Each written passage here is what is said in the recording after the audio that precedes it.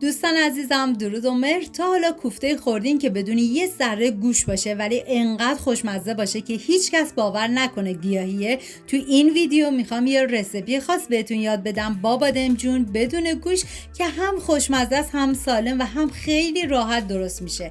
ما نیاز به بادمجون دارین که با پوست به صورت مکعبی برش بزنید و بریزید داخل یه ظرف و مقداری آب بهش اضافه کنید، نمک بریزید و به مدت نیم ساعت بذارید کنار تا تلخی بادمجون گرفته بشه. این کوفته بادمجون به قدر خوشمزه است که حتی اونایی که گوشتخور هم هستن عاشقش میشن. و یه عدد پیاز بزرگ رو من به صورت نگینی کاملا ریز میکنم و حالا داخل تاب مقداری من روغن کنجد ریختم و شما از هر نوع روغن سرخ کردنی که دوست داشتین میتونین استفاده کنید. و پیازایی که ریز کرده بودم و بهش اضافه میکنم و هم میزنم و میذارم تا پیاز کاملا سرخ بشه. حالا توی این فاصله تا پیاز سرخ میشه ما نیاز به گوجه فرنگی داریم که من پوست گوجه فرنگی رو کاملا گرفتم و به صورت نگینی ریزش میکنم. و حالا نوبت اضافه کردن ادویه هست، شامل آویشن، پودر تخم گشنیز، فلفل سیاه و نمک. هم میزنم و میذارم ادویه ها تف بخورن و عطر ادویه ها آزاد بشه. گوجه فرنگی خورد شده رو بهش اضافه میکنم و هم میزنم.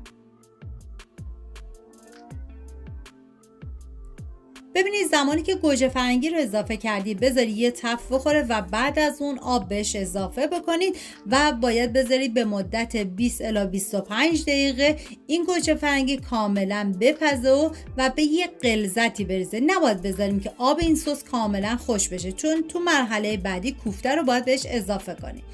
و حالا دیگه من زمان میدم و میریم سراغ بادمجون که من بادمجون از آب خارج کردم و کاملا خوش کردم.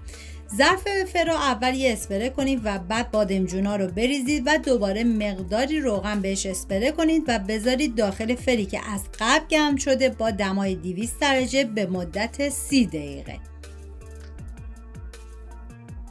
و یه دسته جعفری رو من کاملا خورد کردم و به هیچ عنوان از جعفری خوش استفاده نکنید. 2 عدد نان توست رو داخل یه ظرف گذاشتم و مقداری شیر بهش اضافه کردم و کاملا له میکنم. و این که عزیزان من اندازه های دقیق تک تک مواد رو داخل دیسکریپشن نوشتم. و بادمجون رو بعد از نیم ساعت از فر خارج کردم و همینطور که گرم هستش و داغه باید کاملا لهش کنید و به هیچ عنوان از گوشتکوب برقی استفاده نکنید. و مقداری پنیر پارمزان رو بهش اضافه میکنم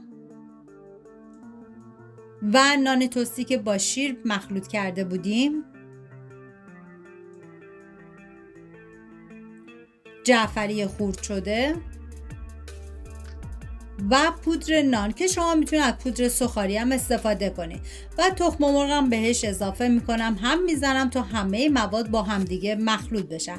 ما برای وسط این کوفته نیاز به پنیر پیتزا داریم که من از پنیر پیتزای مدادی استفاده کردم و شما از هر نوع پنیر پیتزای دیگه که دوست داشتین میتونین استفاده کنید.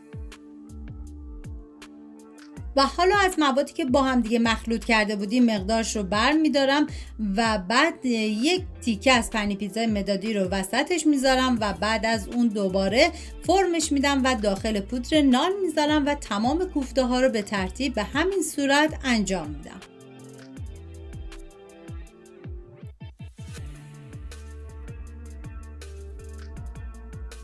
هر کوفته‌ای که درست میکنید در آخر باید داخل پودر نان یا پودر سوخاری بذارید و بعد که دیگه کاملا کوفته هامون آماده شد میریم سراغ سس که دیگه سسمون به یه غلظت خاصی رسیده و کوفته ها رو بهش اضافه میکنیم و دوباره میذاریم به مدت نیم ساعت با حرارت کم کاملا بپزه.